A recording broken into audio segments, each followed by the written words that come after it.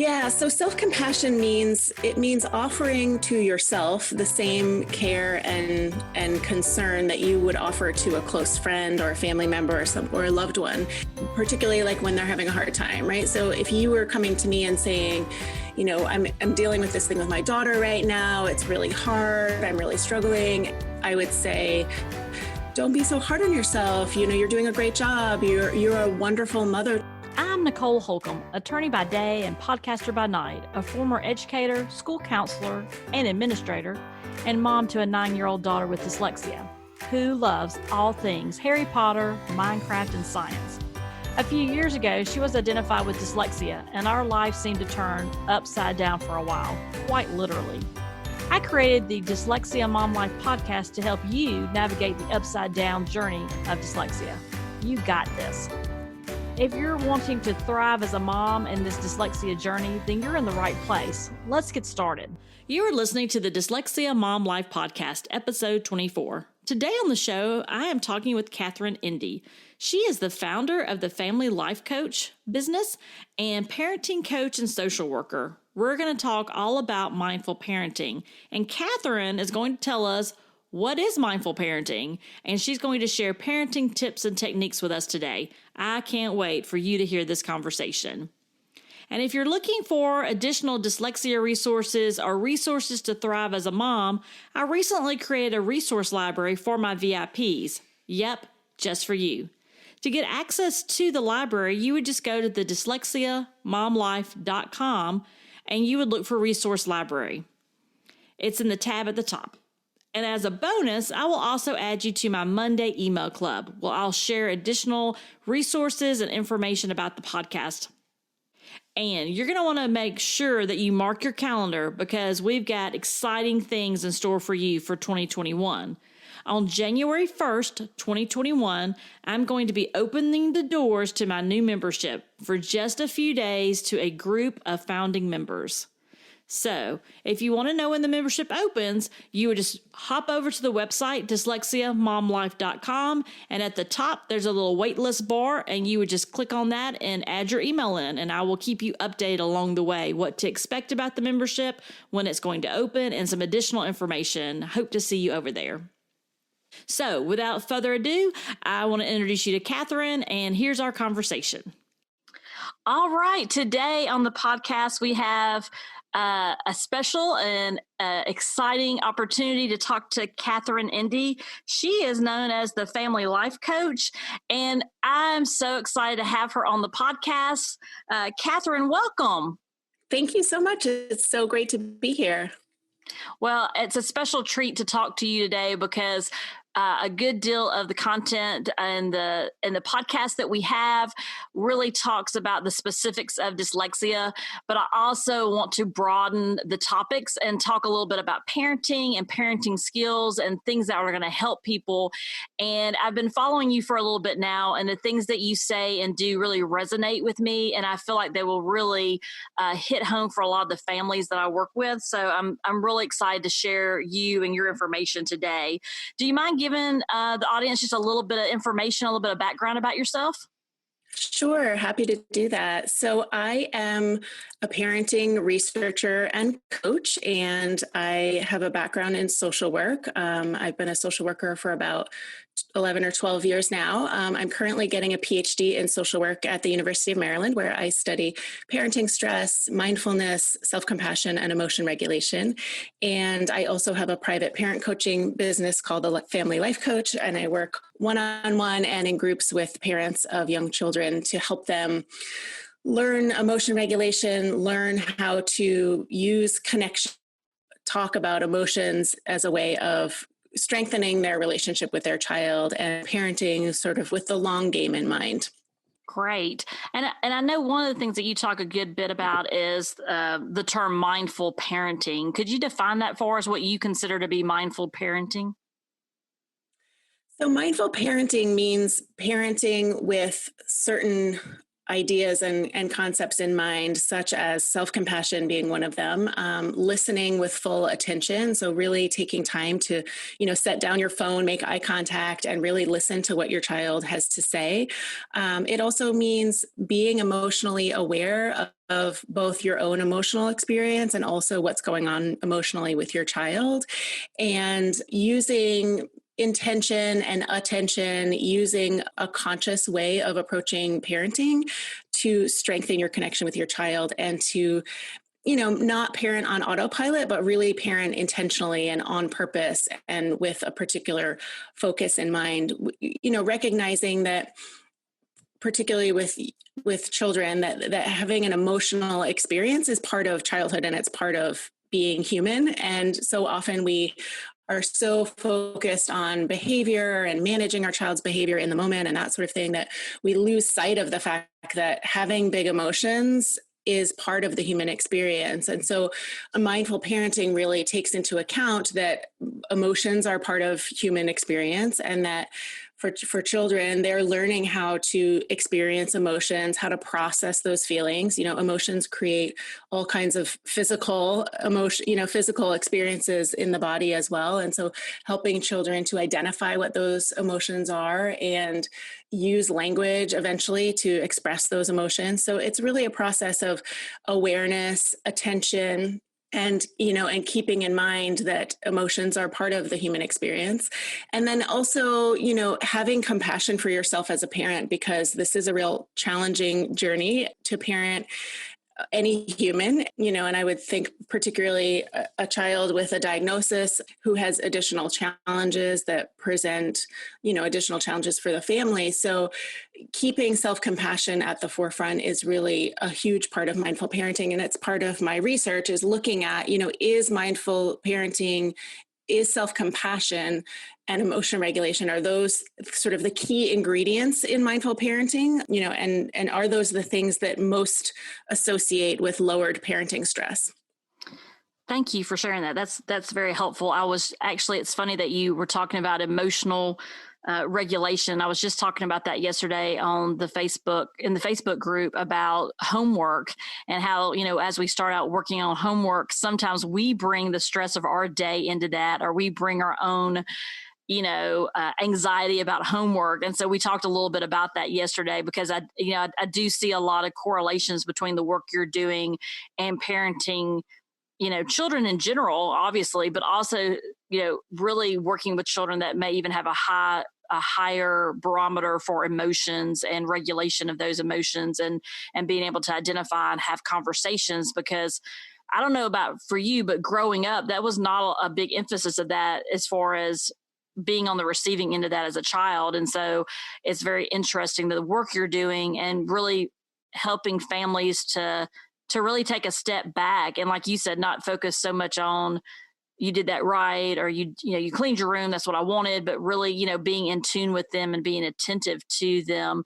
That's something that's a way a parent wants to parent. I want to be very mindful about the way I do things and what I model, because I know when she becomes a parent, she may adapt many of the things that she experienced as a child. Mm-hmm. And I love the self-compassion piece, because I feel like as moms, things are things were always busy for a mom, but today in the society we live in, it just seems, from the research I've read as well, and then from just experiencing it, there's just so many more demands on moms, it feels like anyway, than maybe for our own moms. And so I think that self-compassion piece is also another interesting piece to mindful parenting. So if someone's sitting there thinking, well, what does she mean by self-compassion? Do you have an example? Is it self-care, or what does it look like? Yeah, so self-compassion means offering to yourself the same care and concern that you would offer to a close friend or a family member or a loved one, and particularly like when they're having a hard time, right? So if you were coming to me and saying, I'm dealing with this thing with my daughter right now, it's really hard, I'm really struggling, and then you started telling me all the ways in which you were beating yourself up about it, of course, I would say, don't be so hard on yourself. You're doing a great job. You're a wonderful mother to her. And the fact that you're concerned about these issues is really shows your commitment to parenting. And, I would say all of these things because I recognize you as a whole and worthy human being who's doing her best as a mom, right? And so if we can turn that language inward and say to ourselves the things that we might say to a close friend or family member when they're struggling, this soothes the nervous system of the brain actually, and helps you to be able to show up in a it more fully as a parent. And it's true that we are usually our own worst critic, and I think that will probably be familiar to many of your listeners. That particularly around parenting, we tend to think, I'm screwing this up. I always joke, like, should I be saving for therapy instead of college? Like, am I screwing up my kid? And we are very much aware that the choices we make as parents affect our children in the long term. And that's a good thing.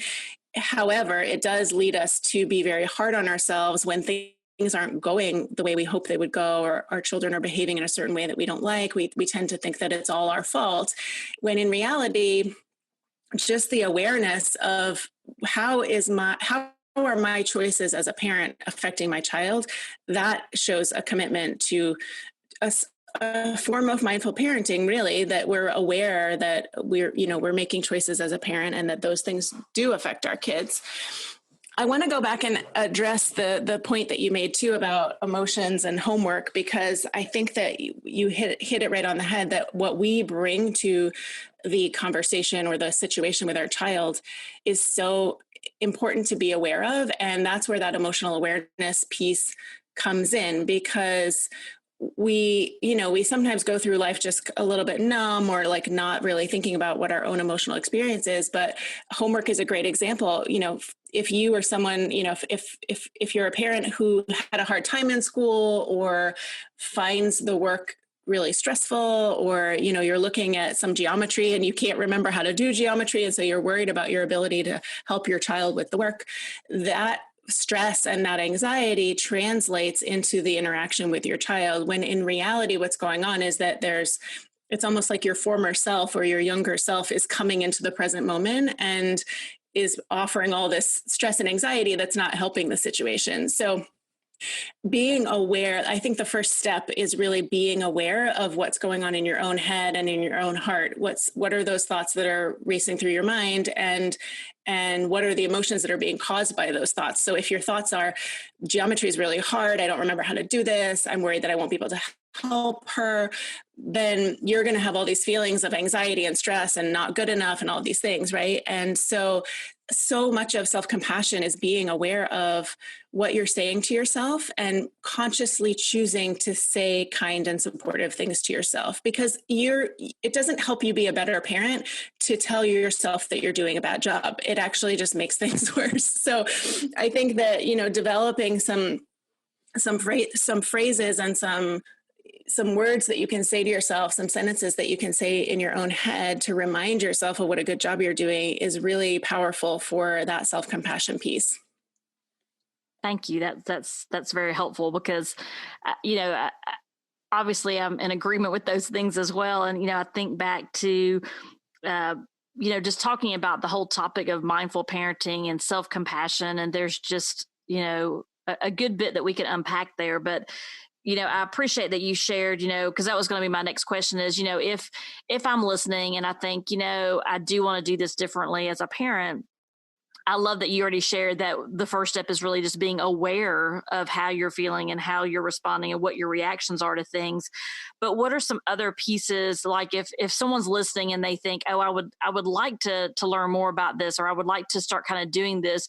Do you recommend journaling? Do you recommend, I know you said a little bit of self-talk. What are some things we could do if we find, because we're human, right? So I do, as every parent, I'm sure, find myself saying, and math was an interesting example, because I try to be my daughter actually excels very well in math, fortunately. So we're excited about that, but I do not. So I'm very cautious around her. I try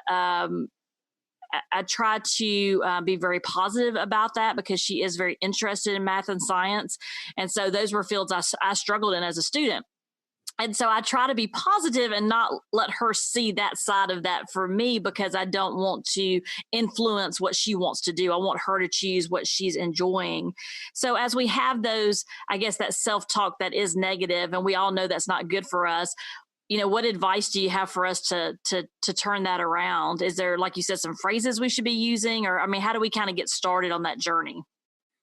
The first step really is to cultivate some awareness of what your thoughts are that you're having and what your feelings are that you're having. And, I think that just comes with being intentional about choosing to be aware of it. And so, you mentioned journaling. I do have a process that I do every morning where I have a couple of prompts that I use for myself to just check in, like, how am I feeling? What's my intention for today? And, some other things that just help me to bring a little bit of focus to myself and my own experience. And I find that that's so powerful for setting my day up so that I am choosing to show up in the way that I want to show up as a parent, rather than just kind of going into default mode. And, to your point about your own feelings about math and science and, some of the things that our children might be interested in or excel at that we didn't excel at, or, it's fascinating to watch our children emerge as their own beings and their own people. It's very rewarding and thrilling, I think, as a parent to sort of see that process. But we do also kind of compare ourselves to our kids in some ways, right? Like I wasn't good at math and science, and wow, how did I end up with a child who's really into math and science? And so I think being aware of, what's yours and what's your child. So what's you and what's your child? What's your experience that you're bringing into the present moment, and what is actually going on with your child? And then recognizing that you are separate from your child, and you can show up and be supportive of them and support their interests. But it's really important to note that it's not simply about just being positive and putting on a happy face and denying the fact that you might be feeling some anxiety or some uncomfortable feelings around those topics. That it's important to recognize them and integrate them into who you are today. So what I mean by that, maybe an example would help. So when my middle daughter was probably 3 years old, her brother, who's actually a little bit younger, did something to hurt her, hit her or something like that. And she came into the room crying, and I found myself getting really angry at her and stopped myself and became aware of it. Like, why am I angry at her? She's crying. She's the victim in this moment, and I should be supportive of her experience. And what I realized is that as the youngest child in my own family and the only girl in my own family, I sometimes was teased and, pushed around by my older brothers. And so I recognized in her a part of me that felt victimized at times. And so I was angry that she wasn't like standing up for herself. And so I had to recognize I am not my child, and I am not my child. My experience is not my child's experience. She's having her own experience in the present moment. And so there was a need for me to kind of capture that experience that I had and integrate it into, now I'm an adult and now I get to choose. And now I need to show up for my child who's having this emotional experience, which has nothing to do with my own emotional experience. So, you've probably experienced, and I'm sure your listeners have experienced, that parenting can be very, very triggering of our own past experiences. Like I sometimes say that having a child is like walking around with a mirror in front of your face all the time, because we see aspects of ourselves and we remember things about our own childhood, and all of these emotions get stirred up. So cultivating awareness of those experiences and those thoughts and those emotions helps us to integrate them into the present moment. And self-compassion is a huge piece of that, because it's important to recognize the wounds of our own childhood. It's important to recognize when, that we might have had a negative experience, or that we might have been told something that wasn't the most positive thing, or as you pointed out, many of us were parented in a way that did not acknowledge our emotional experience. So it's important to have compassion for ourselves that we had that experience, but now we're adults, and now it's our job to resolve those things so that we can show up fully for our kids. Yes, absolutely. And a piece of this that I don't know if you're aware or not. So another piece of this too, I think, is dyslexia is hereditary. And in our case, we didn't know, but many families know going in that there's dyslexia in their family. So they know kind of what to watch for. We didn't realize it was in our family at the time. But I think for families that are going through this journey, specifically with their child that's been identified as dyslexic, is you do start seeing some of those things. Because I know, like in our household, we'll read about something or something will happen, and my husband will say, "Oh, well, that makes sense now why I did that." And so he's now reflecting on things that happened, early on in school, or maybe even a week ago, why he couldn't remember something. And so now he's actually learning things about himself. So I think that self-compassion piece is big for families going through this journey as well, because it's another added layer that you do have to be aware of, because, more likely than not, someone in your household or a grandparent, someone close to your family unit has gone through struggling to learn to read, struggling with writing, maybe struggling with math, some type of dyslexia. And so not only just that parenting piece and growing up piece, but also that piece of maybe it did go unidentified and maybe you didn't learn. I interviewed a gentleman a few days ago, and he's like, I didn't learn to write my name till 5th grade. Well, I'm sure that impacts the way he parents, right? Or maybe it triggers things for him. And so I think that we as parents, there's always that piece there of what we experienced as a child. But I think those layers of dyslexia also creep into who we are. They're just part of the fabric of who we are, but also the way we parent. So I think that's why I really resonate with what you're doing and the work that you're doing, because I think it's just so important to the families that are struggling, trying to make sense of this for themselves and their children at the same time. Yes, absolutely. And I think that it's such an important thing to recognize too, that our children can serve as our teachers too, that we learn more about ourselves when we have children, just in the way that you're suggesting, that we see patterns in our children's behavior, the way their brains work, and we reflect back, wow, that thing that I experienced, maybe it was related to dyslexia, or maybe it was related to, another diagnosis that, I know so many adults who, get diagnosed with something later in adulthood because their child got diagnosed with it. ADHD is a great example of that. There's so many parents who get diagnosed with ADHD because their child went to get evaluated. So I think it's such a great point, and offering yourself compassion for the fact that, an adult diagnosis of something is a great example, because you might have feelings of regret, or I wish my parents had identified this sooner, or, all these kinds of things. And it's important to recognize and offer yourself the compassion that it's not your fault. You didn't know. Your parents probably didn't know. They're doing the best they can. And, I think that phrase, we're doing the best we can, is such a powerful mantra for parents. I'm doing the best I can. I'm the best parent for my child. Even just, I love myself, putting your hand over your heart and saying, I love you to yourself. It can be very hard for some people to do that, but I think it's a great practice to just get in the space of expressing love to yourself. And that teaches our children to love themselves too, right? It's like a thing we want for other people in our lives. And yet we find it so hard to offer that compassion and love to ourselves. So some of the way that this influences parenting is just modeling for our kids self-love and self-compassion, letting ourselves off the hook, allowing ourselves to be imperfect, allowing ourselves to make mistakes. Yes, absolutely. Because that happens. Absolutely. And I appreciate you sharing some of those pieces too, as far as, some things that we can say and be reflective of as we're aware of our emotions and being more intentional. I did want to ask you another question. It's a little bit different than what we're talking about, but I think it's all still related, which is, I talked about earlier, as far as for moms, I can just speak for myself. It just seems like things are are always they just feel so busy. And I know that, people say, I've tried to make a conscious effort, for example, not to say I'm overwhelmed, because then I'm choosing to be overwhelmed.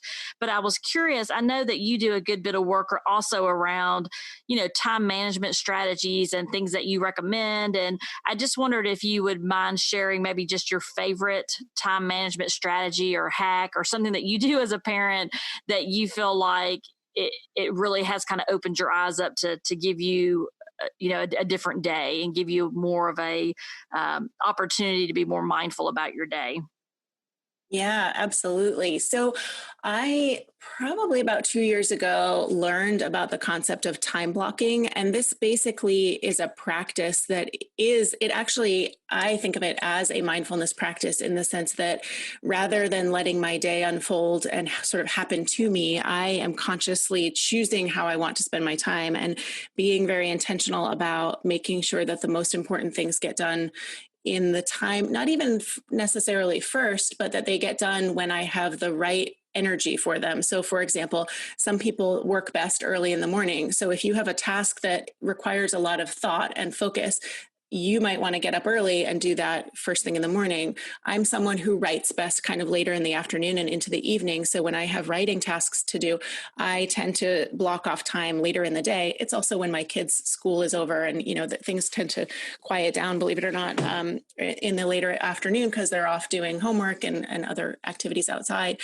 So just to summarize quickly how this process works, I basically, in the beginning of the week, I write down every single thing I have to do, whether it could be anything from laundry to writing an article or working on my dissertation to, planning the meals for the week. Every single thing I can think of that needs to get done gets written down on a list.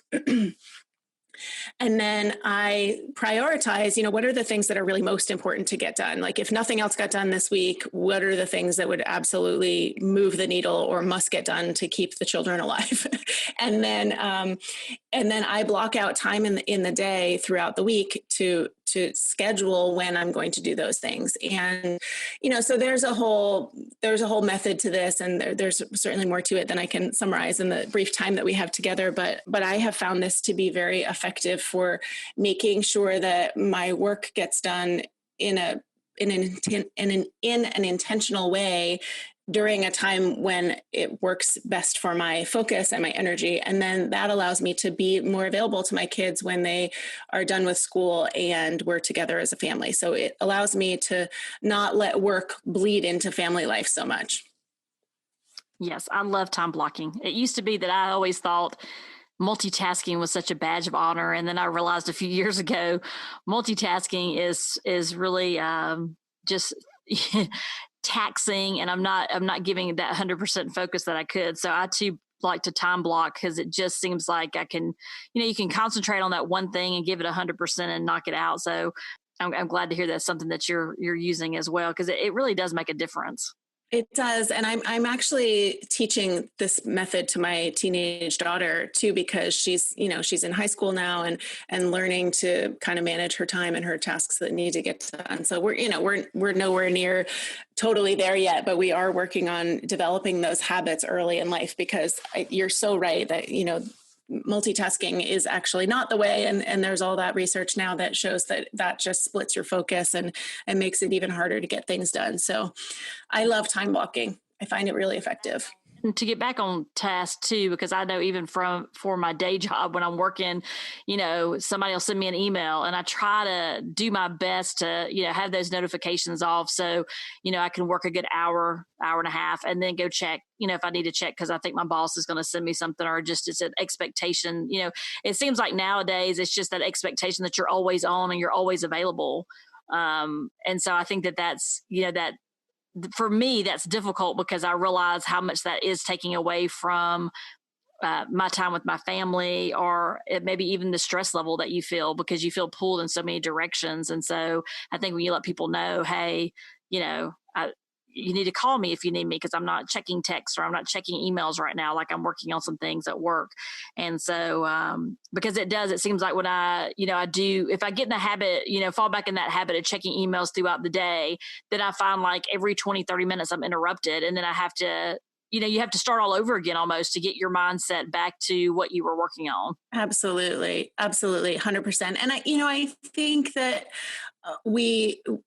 many of us were raised without great boundaries. And so learning to set boundaries around our time can be really challenging. And yet I think it is the kindest thing to do is to just say, I'm not available during this time, and I will respond to your email at the end of the day. And like you say, if you really need me, you can call me, but I'm trying to focus on these tasks that need to get done. And I check email, in the morning and at 5 o'clock or whatever. Right. Absolutely. And we won't even get into social media because that could be a whole nother episode. All right. So let me ask you this. What is the best mom advice that you've received that you would like to share with the audience today? I love this question. Actually, it applies very directly to what we were just talking about in terms of time management. So when I was pregnant with my oldest daughter, I was working with a photographer, and her advice to me was, actually has nothing to do with photography. But her advice to me was to write my to-do list in the morning and then cross off everything but the top 3 things. So everything that was least important got crossed off the list. There would be 3 things left on the list, and then feel great about myself if I got one of those things done. That's great advice. I love it. So, it really does. It connects to like lowering your expectations of yourself and self-compassion, and recognizing that when you have a newborn, you're probably not going to get much done. And when you're a new parent, you tend to forget or not realize that raising an infant, raising a newborn, caring for a newborn is all consuming. And so if you are previously a person who was very productive and got a lot of things done, it was a real demonstration to me to lower my expectations and still feel good about myself as a person who got one thing done. Yeah. And it really, it goes right back to what you were saying earlier about being intentional with your day. So if you're setting your intentions for the day of this is the priority for today, then it really does go along with that piece as well, I would think. Absolutely. Yeah. Well, thank you so much for being with us today, Katherine. I always enjoy connecting and talking with you. How could people connect with you? I know you've got some things that you offer, but I know you also have some great pieces of just content out there as well. So what's the best way for people to connect with you? So my website is probably the most efficient way to get me. It's www.katherineendy.com. And on my website, there's a free mini course available to parents who want to cultivate some ways to manage difficult child behaviors without resorting to bribery or punishment. It's called How to Manage Difficult Toddler and Preschooler Behaviors Without Resorting to Bribery or Punishment. That is available on my website for free. And I would suggest that if you have readers or listeners who are parents of older children, that the content in there definitely still applies. I also have a one-on-one parent coaching practice called the Family Life Coach. It's all the information about that is right there on my website. So if anyone's interested in learning more about parent coaching, you can go to my website and read about that there and contact me that way. All right, great. And I'll put all those links in the show notes too, so people can get that pretty quickly in case they're driving or walking or running. That way they won't have to worry about writing that down. We'll make sure we have that available for them. Excellent. There's one other thing that I've put together for your listeners, if you want to offer this free download, is the Selfcompassion meditation. And we can hook that up in the show notes as well. It's a quick little 3-minute meditation for cultivating loving kindness toward yourself. I love that. Yes, that would be perfect. All right. Thank you so much for sharing and being with me today and sharing your work and your passion with us. We really do appreciate it. Great talking with you. Thanks for listening today. To connect with Katherine, go to the show notes for this episode at dyslexiamomlife.com/episode 24. And that's the number 24. Have a great week. And remember, you got this. Next Monday, Mary Ann will be back on the podcast sharing all about advocating for your child. You're not going to want to miss this one. Go enjoy your week, and I look forward to seeing you back here on Monday.